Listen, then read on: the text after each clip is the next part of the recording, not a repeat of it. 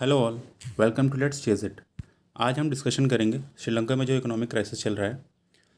श्रीलंका के prime minister Ranil Wickremesinghe ने अपनी पार्लियामेंट में ये बताया है कि ये जो क्राइसिस चल रहा है ये बहुत ही जल्दी रिजॉल्व होने वाला नहीं है, इसमें बहुत टाइम लगेगा। अप्रॉक्सीमेटली 2023 तक ये क्राइसिस चल सकती है। श्रीलंका ने अपनी कंट्री को एक बैंकरप्ट कंट्री के रूप में डिक्लेयर कर दिया है। श्रीलंका में क्राइसिस इस लेवल का हो गया है कि वहाँ के लोगों को खाने के लिए नहीं है और सारे पेट्रोल पंप सीज हो चुके हैं। वहाँ पे किसी पेट्रोल पंप में इस समय कोई पेट्रोल पंप नहीं बिक रहा है। जो भी पेट्रोल पंप में पेट्रोल बिक रहा है इस समय वहाँ पे लाइन लगी हुई है खरीदने वालों की। श्रीलंकन प्राइम मिनिस्टर ने यह बताया है कि हम आईएमएफ से एक बैंकरप्ट कंट्री के रूप में डील कर रहे हैं। यूनाइटेड नेशन के अकॉर्डिंग श्रीलंका में क्राइसिस इस लेवल का हो गया है कि 80% लोग अपनी एक मील को मिस कर रहे हैं वहाँ के हाई प्राइसेस से कोप करने के लिए और फूड शॉर्टेज से कोप करने के लिए। रानिल विक्रमसिंघे के according food inflation with in a month 60% तक होने वाला है। वहाँ के जो रुपीज़ हैं, वहाँ की जो करेंसी है उसकी वैल्यू 50% डिक्लाइन हो चुकी है, यानी उनके लोगों की परचेजिंग पावर 50% तक डिक्लाइन हो चुकी है। What is Sri Lanka crisis is all about? Sri Lanka crisis actually में एक फॉरेन करेंसी क्राइसिस है। फॉरेन करेंसी श्रीलंका में शॉर्टेज हो गई जिसकी वजह से बैलेंस ऑफ पेमेंट की प्रॉब्लम आ गई है। बैलेंस ऑफ पेमेंट आने की प्रॉब्लम आने की वजह से क्या है, श्रीलंका अब जो है जो इंटरनेशनल कमोडिटीज़ हैं, जो बाहर से वो कमोडिटीज़ इंपोर्ट करता है, उन कमोडिटीज़ को फॉरेन करेंसी शॉर्टेज होने की वजह से श्रीलंकन गवर्नमेंट अब जो भी इम्पोर्टेंट कमोडिटीज़ होती हैं उनका इंपोर्ट नहीं कर पा रही है, जिसकी वजह से वहाँ पे फूड शॉर्टेज, फ्यूल शॉर्टेज जैसी चीज़ें हो रही हैं। श्रीलंका की क्राइसिस जो है अचानक से नहीं हुई है, उसमें एक हिस्टोरिकल इम्बैलेंसेस चलते आ रहे हैं स्टार्टिंग से। आईएमएफ के जो कंडीशंस होती हैं जो उन्होंने श्रीलंका के लिए लगाई हुई थी, जो 2 बार से उन्होंने लोन दिया हुआ था, उसमें जो कंडीशंस आईएमएफ ने लगाई हुई थी उनका आईएमएफ के अलावा श्रीलंका के जो प्राइम मिनिस्टर हैं, प्रेसिडेंट हैं, उनके कुछ रॉन्ग डिसीजंस का भी इस क्राइसिस में पूरा योगदान रहा है। अब हम देखते हैं श्रीलंका के क्राइसिस सीक्वेंस बाय सीक्वेंस क्या क्या स्टेप्स हुए बैकग्राउंड में, हिस्ट्री में, जिसकी वजह से आज ये क्राइसिस निकल करके आई है।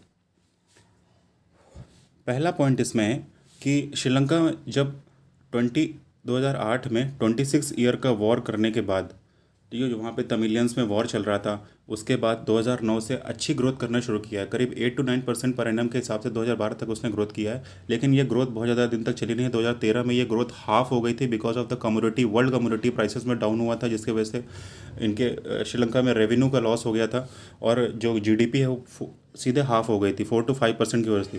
ठीक है, और श्रीलंका एक्सपोर्ट भी चीज़ों का नहीं कर रहा था बिकॉज वर्ल्ड में डिमांड कम हो गई थी। इस बार जो रेवेन्यू शॉर्टेज होने की वजह से जो श्रीलंका है वो आईएमएफ गया था लोन लेने के लिए। इसके पहले भी आईएमएफ 2008 में $2.6 बिलियन का लोन ले चुका था। दोबारा जब लोन लेने गया तो आईएमएफ ने बहुत सारी कंडीशंस इसके ऊपर इम्पोज करी, जिनका बहुत ही इंपॉर्टेंट रोल है इस इकोनॉमिक क्राइसिस में। नेक्स्ट पॉइंट है ईस्टर बॉम्ब ब्लास्ट, जो 2019 में कोलंबो में हुआ था। उसके वजह से क्या है, टूरिस्ट जो थे श्रीलंका में आने बंद कर दिया था उन्होंने, या कम कर दिया था ऐसा कह सकते हैं। टूरिस्ट के कम आने की वजह से श्रीलंका को फॉरेन एक्सचेंज का बहुत ज़्यादा लॉस होता है।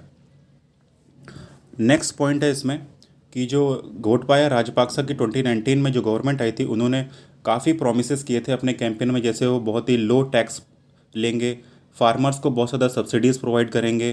ठीक है, ऐसे कुछ डिसीजंस जो थे, इल एडवाइस डिसीजंस, बिना रिसर्च किए हुए क्विकली इम्प्लीमेंट कर दिए गए थे, जिसकी वजह से क्राइसिस ने जन्म लिया। नेक्स्ट पॉइंट है द कोविड-19 पेंडेमिक। जो 2020 का जो कोविड-19 पेंडेमिक था, इसने तो पूरी दुनिया को ही क्राइसिस में डाल दिया था। कहीं ना कहीं सभी जगह सारे लोग इकोनॉमिक क्राइसिस से जूझ रहे थे, श्रीलंका भी उसमें से था।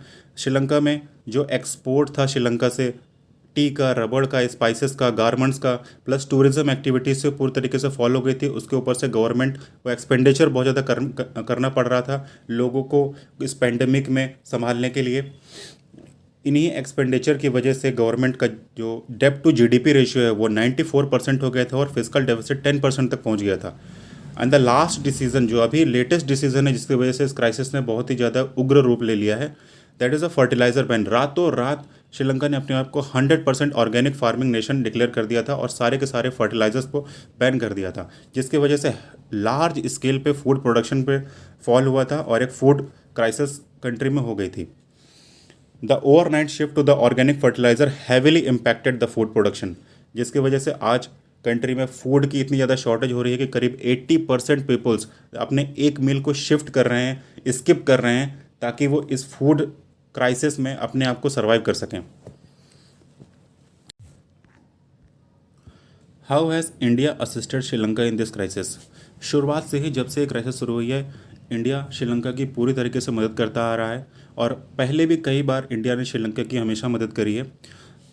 2022 से, जनवरी 2022 से इंडिया करीब $1.4 बिलियन की मदद कर चुका है श्रीलंका को, in the form of 400 billion का एक करेंसी स्वैप एग्रीमेंट, 500 मिलियन का एक लोन डिफॉर्मेंट, 500 मिलियन का एक लाइन ऑफ क्रेडिट फ्यूल को परचेज करने के लिए। उसके अलावा एक $1 बिलियन का एक शॉर्ट टर्म कंसेशन लोन भी श्रीलंका को दिया है इस इकोनॉमिक क्राइसिस में। इसके अलावा कोविड-19 के दौरान मिलियन ऑफ डोजेज ऑफ कोविड-19 वैक्सीन प्रोवाइड करा है इंडिया ने श्रीलंका को। श्रीलंका की मदद करने के हमारा क्या फ़ायदा है? मतलब कहीं ना कहीं इसमें इंडिया का भी कुछ इंटरेस्ट है श्रीलंका की मदद करने में। आइए उसको समझते हैं। श्रीलंका की मदद इंडिया क्यों कर रहा है? कहीं ना कहीं श्रीलंका की मदद इंडिया चाइना को श्रीलंका से दूर रखने के लिए कर रहा है, और बिल्कुल करनी भी चाहिए, क्योंकि चाइना श्रीलंका को एक डेप्थ ट्रैप डिप्लोमेसी में फंसाने की कई बार कोशिश कर चुका है under the belt and road initiative. China अगर हमारे नज़दीक आएगा तो कहीं ना कहीं हमारी सिक्योरिटी को, हमारी सोवरेनिटी, हमारी इंटीग्रिटी को नुकसान पहुंचा सकता है।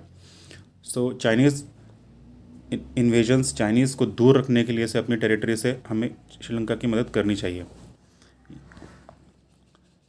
श्रीलंका को क्या क्या स्टेप्स लेने चाहिए इस क्राइसिस से बाहर निकलने के लिए? श्रीलंका को कहीं ना कहीं अपने एक्सपेंडिचर को कंट्रोल करना चाहिए, कहीं ना कहीं सब्सिडीज़ को और जो लो टैक्स बेस है उसको थोड़ा से इंक्रीज़ करना चाहिए, टैक्स लेना चाहिए, ताकि उनका रेवेन्यू बढ़ सके। जो फालतू के जो एक्सपेंडिचर्स हैं उनको कंट्रोल करना चाहिए, और जो जिन चीज़ों पे उनका जो शॉर्टेज नहीं है उन चीज़ों को दुनिया को एक्सपोर्ट करना चाहिए, उनसे थोड़ा रेवेन्यू जनरेट कर सकता है। सो ये सारी चीज़ें हैं जिनसे श्रीलंका इन क्राइसिस से धीरे धीरे निकल सकता है। बहरहाल श्रीलंकन गवर्नमेंट ने अपने आप को डिक्लेयर कर दिया है बैंक्रप्सी, और ये साफ़ है कि श्रीलंकन गवर्नमेंट ने ये साफ़ कर दिया है कि बहुत ही जल्दी ये क्राइसिस निपटने वाला नहीं है, करीब 2023 तक चला जाएगा ये crisis.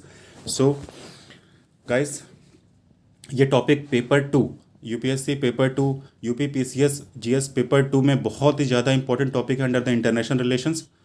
Thank you for watching and subscribe the channel for latest news.